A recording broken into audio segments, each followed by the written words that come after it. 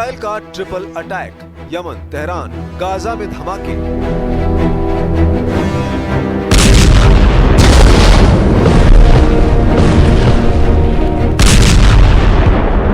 क्या ये इजराइल का नया वॉर गेम है या फिर ट्रंप और नेतन्याहू की जंगी चाल?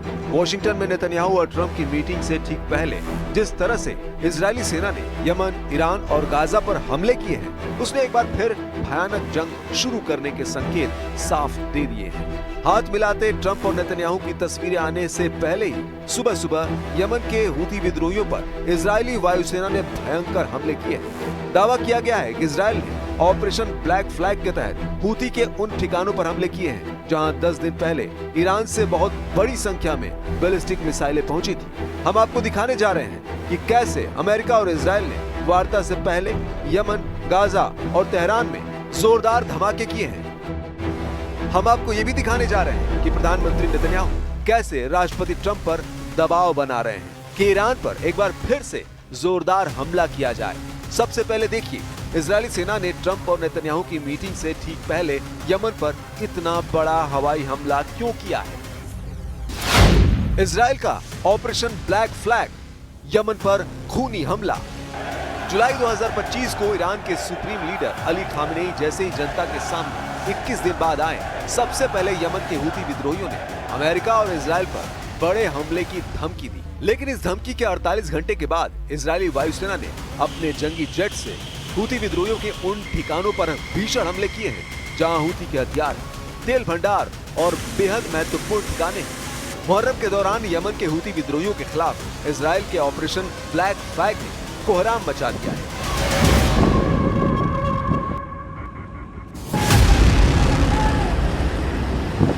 इजराइल ने ऑपरेशन ब्लैक फ्लैग के तहत यमन के हूती विद्रोहियों पर बड़ा हवाई हमला किया है। हमले में हुदैदा, रास कातिब और सालिफ जैसे 3 प्रमुख बंदरगाहों को निशाना बनाया गया।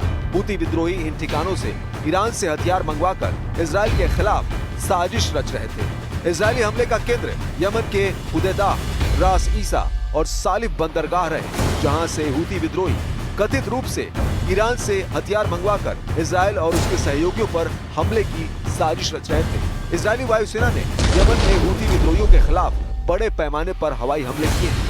अल हुदैदा, रास कातिब और सालिफ बंदरगाहों को निशाना बनाया गया।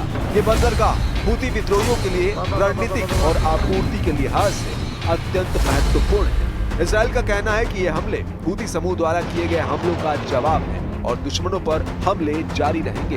हुदैदा यमन का एक प्रमुख आयात निर्यात बंदरगाह है, जबकि रास कातिब में तेल टर्मिनल है और सालिफ में हूती का बड़ा हथियार डिपो स्थित है। इजराइल ने सटीक हमले करने का दावा किया है, जिससे हूती विद्रोहियों को भारी नुकसान हुआ है। रास कनातिब पावर स्टेशन को भी निशाना बनाया गया, जो यमन के इब्न और ताइज शहरों को बिजली आपूर्ति करता है। हमले में हूती के 3 बंदरगाहों पर भारी तबाही मची है और कई जहाजों में आग लग गई है। खबरों के मुताबिक इजरायली हमले में 500 से ज्यादा कंटेनर और 50 से ज्यादा बोट खाक हो गई। इजराइल के इस हमले का केंद्र हुदैदा बंदरगाह रहा है, जिसमें हमले के बाद भारी तबाही मची है। इस कार्रवाई में हूती के 60 से ज्यादा ठिकानों को निशाना बनाया गया था और इस हमले को अंजाम देने में F-35 समेत कई विमान शामिल थे। ऐसे भी दावे किए जा रहे हैं कि इजरायली वायुसेना ने 40 से ज्यादा फाइटर जेट्स का हमले में इस्तेमाल किया है। इजराइल ने हमले से पहले इन इलाकों में नागरिकों को चेतावनी दी थी कि वे तुरंत इलाके को खाली कर दें और सुरक्षित स्थानों पर चले जाएं। चेतावनी के कुछ ही घंटों बाद इजरायली वायुसेना ने एयर स्ट्राइक शुरू कर दी। इजराइल के रक्षा मंत्री इजराइल काट्ज ने हमलों की पुष्टि करते हुए कहा, जो इजराइल के खिलाफ हाथ उठाएगा उसका हाथ काट दिया जाएगा। यमन का हाल भी ईरान जैसा होगा। IDF के मुताबिक हमलों में गैलेक्सी लीडर नामक जहाज को भी निशाना बनाया गया, जिसे हूती विद्रोहियों ने 2023 में हाईजैक कर लिया था और उसमें अंतर्राष्ट्रीय जहाजों की निगरानी के लिए रडार सिस्टम लगाया गया था। मध्य पूर्व में पहले से ही जारी युद्ध और संघर्ष के माहौल के बीच यमन के तट के पास लाल सागर में एक कमर्शियल जहाज पर हूती के लड़ाकों ने हमला किया है। ऐसे आरोप लगाए गए हैं। हमलावरों ने जहाज पर गोलियों की बौछार की और रॉकेट प्रोपेल्ड ग्रेनेड्स यानी RPG से हमले किए। नवंबर 2023 से जनवरी 2025 के बीच हूतियों ने 100 से ज्यादा व्यापारी जहाजों को निशाना बनाया, जिनमें से 2 डूब गए और 4 नाविकों की मौत हो गई। गाजा से ईरान तक हमले, नेतन्याहू ट्रंप का वॉर प्लान। हैरानी की बात तो यह है कि गाजा युद्ध को लेकर अमेरिका की राजधानी वॉशिंगटन स्थित व्हाइट हाउस में ट्रंप और नेतन्याहू की वार्ता से ठीक पहले यह हमला हुआ। कुछ खबरों में दावा किया गया है कि राष्ट्रपति ट्रंप भी चाहते हैं कि वार्ता से पहले हूथी, हमास और तेहरान में बचे कमांडरों को मार दिया जाए ताकि वार्ता में कम से कम रुकावटें आए। नेतन्याहू का साफ कहना है कि जब तक ईरान में सुप्रीम लीडर अली खामेनेई जिंदा या फिर उसका शासन है, तब तक पश्चिमी एशिया में शांति नहीं आएगी। इजराइल का साफ कहना है कि ईरान ही हूथी, हमास और हिजबुल्लाह को हथियार और मिसाइल देता है जो इजराइल पर दागी जाती है। इसलिए इजराइल इस वक्त वार्ता से पहले और वार्ता के दौरान भी लगातार गाजा से लेकर यमन तक और यमन से लेकर लेबनान तक और लेबनान से लेकर तेहरान तक हमले कर रहा है। जरा गाजा का हाल भी जान लीजिए। इजरायली सेना यानी आईडीएफ ने हमास के नौसेना बल के कमांडर रमजी रमजान अब्द अली सालेह को मार गिराया है। आईडीएफ ने इस हमले में हमास के 2 और लड़ाकों के मारे जाने की भी पुष्टि की है। इजरायली सेना ने इस कार्रवाई को गाजा में सक्रिय आतंकवादियों की क्षमताओं को कमजोर करने की दिशा में एक महत्वपूर्ण कदम बताया है। इजरायल और हमास के बीच जंग जारी है। हमास के नौसेना बल के कमांडर रमजी रमजान अब्द अली सालेह का मारा जाना हमास के लिए बहुत बड़ा नुकसान है। यह कार्रवाई गाजा सिटी में की गई, जहां आईडीएफ ने हमास के लड़ाकों को निशाना बनाकर हवाई हमला किया। इजरायली सेना के अनुसार सालेह हमास के भीतर एक अहम रणनीतिक लड़ाका था और हाल के हफ्तों में वो गाजा में तैनात इजरायली सैनिकों के खिलाफ समुद्री हमलों की योजना और उन्हें अंजाम देने में शामिल था। आईडीएफ ने इस हमले में हमास के 2 और लड़ाकों के मारे जाने की भी पुष्टि की है। इनमें हिशाम अयमान अतिया मंसूर शामिल है, जो हमास की मोर्टार शेल यूनिट का डिप्टी हेड बताया गया है। वहीं नसीम मोहम्मद सुलेमान अबू सबा भी इस हमले में मारा गया है, जो हमास की उसी मोर्टार यूनिट से जुड़ा हुआ था। इजराइल पर होगा परमाणु हमला, गुप्त ठिकाने पर एटम बम। ये दावे क्यों किए जा रहे हैं कि 21 दिन बाद सुप्रीम लीडर अली खामेनेई के सामने आने के बाद से ईरान पूरी ताकत से इजराइल पर हमला करने जा रहा है।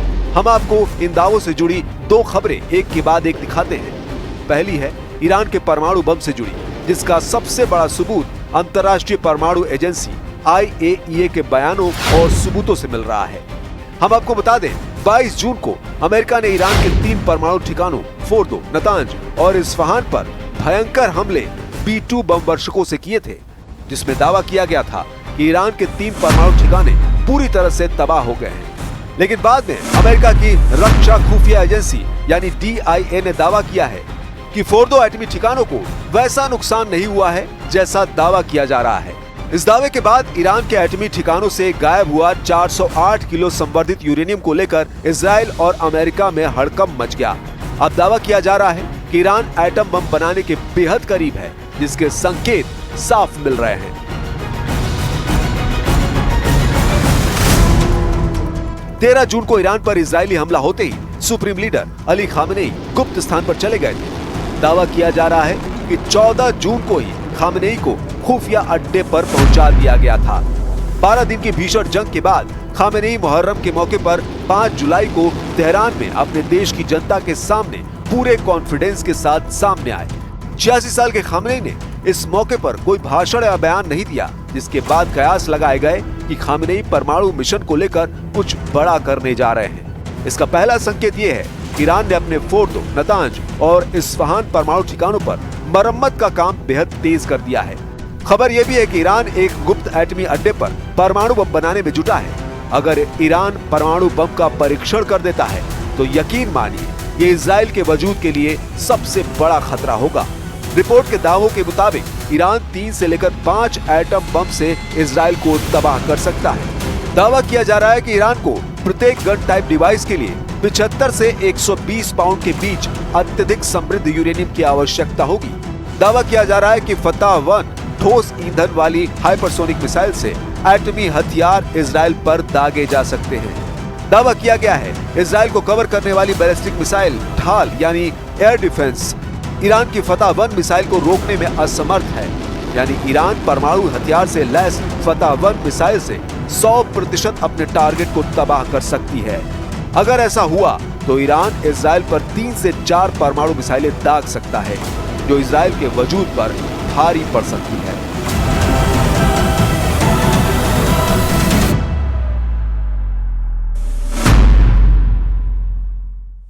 موضوع هسته‌ای بهانه‌ای بیش نبود.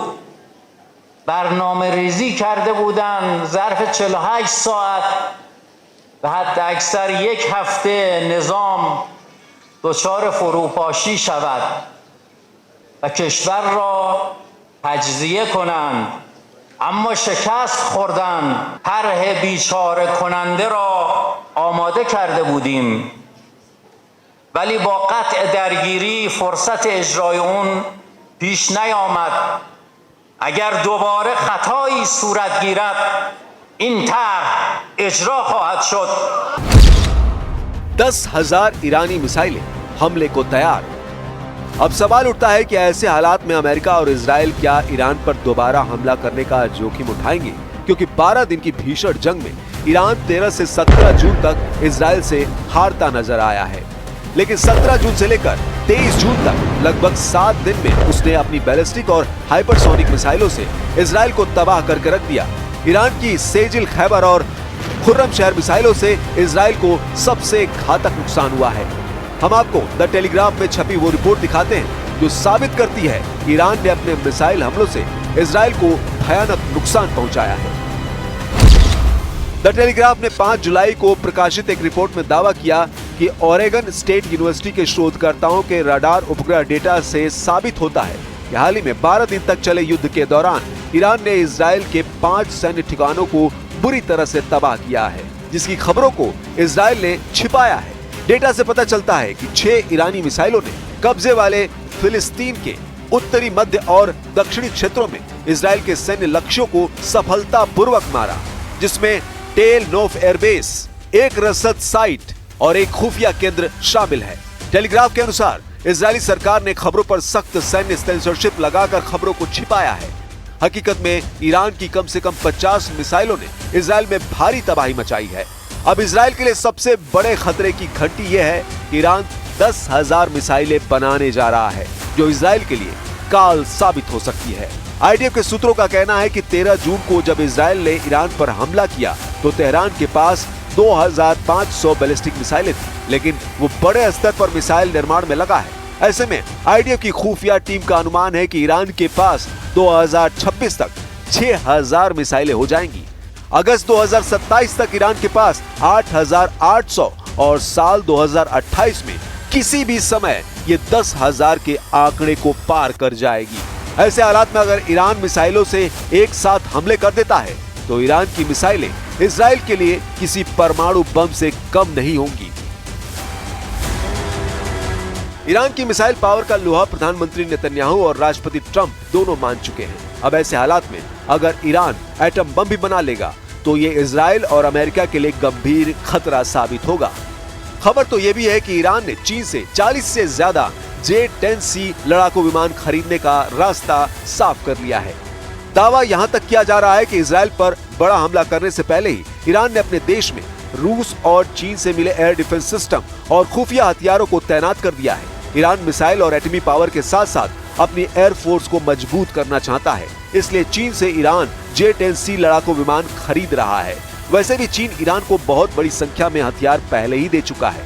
इधर ईरान ने दावा किया है कि 12 दिन की जंग में ईरान ने केवल 25% मिसाइलों का इस्तेमाल किया है, जबकि 75% मिसाइलें इजराइल पर हमला करने के लिए तैयार हैं।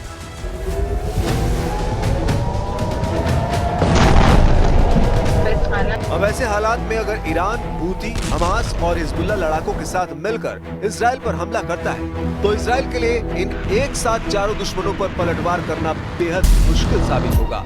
अब देखना होगा कि ट्रंप और नेतन्याहू की वार्ता का नतीजा क्या निकलता है।